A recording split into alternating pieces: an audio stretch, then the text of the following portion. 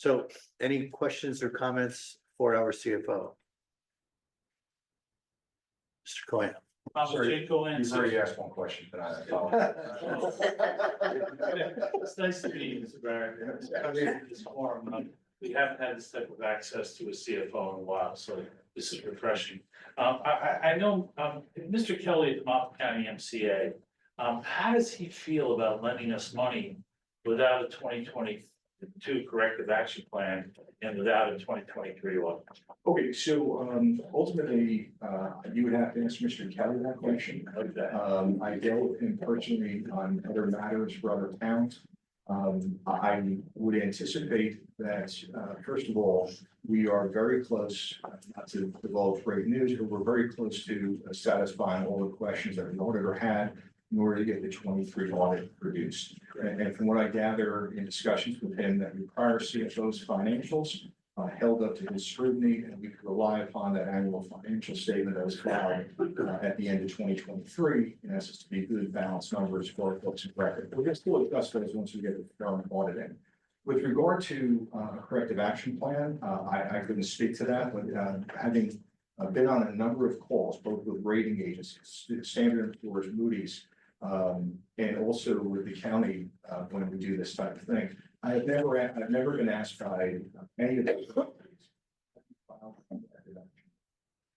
And when we look at the available financial documents, short of an audit being published by our auditor, Bob Oliva, we have to rely on the next best thing, would be the annual financial statement. Having looked at last year's annual financial statement, I would tell you that your predecessor CFO inherited some very difficult books and records in order to make heads or tails of. And that's just what I'll say about that. So I'm very happy that you had somebody who's qualified, credentialing, and was able to make, as I often say, he was given I said anybody who's given a lot of bad financials, or tough financials. It's like giving a plate of spaghetti to somebody and they repackage it straight in the box. It's not easy to do.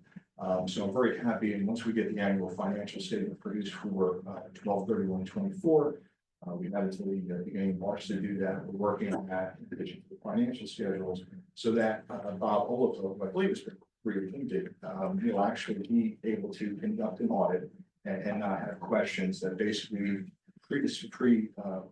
were here before. I believe Mr. Gartz, who was your former CFO for about a year. This was from.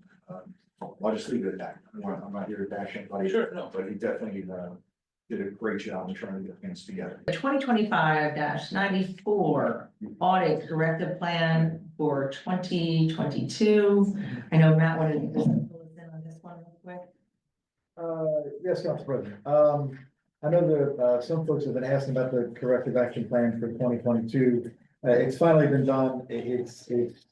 We're trying to catch up on a lot of the financial issues that the borough has been facing over the last few years that are well known to this council and to many members of the public here. This is one step in that process. There'll be more to come. But I will tell you that the way corrective action plans are written, they're written very briefly and without a whole lot of detail.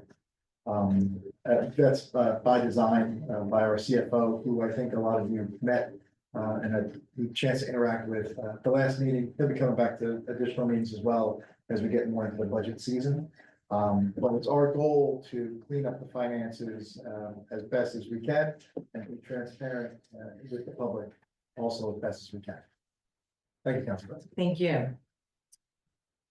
Any questions, comments? All right, let's make a motion to approve 2025-94. Okay. Mr. Noble? Yes. Ms. Greenblatt? Yes. Mr. Nowicki? Yes. Mr. Weber? Yes. Mayor Gubitosi excused. Thomas J. Cohen, 612 Third Avenue.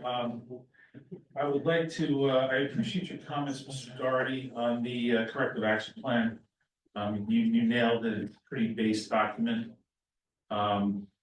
It's the 2022 corrective action plan, which we didn't get in 2023, and we didn't get the benefit of it in 2024, but now we have it in 2025.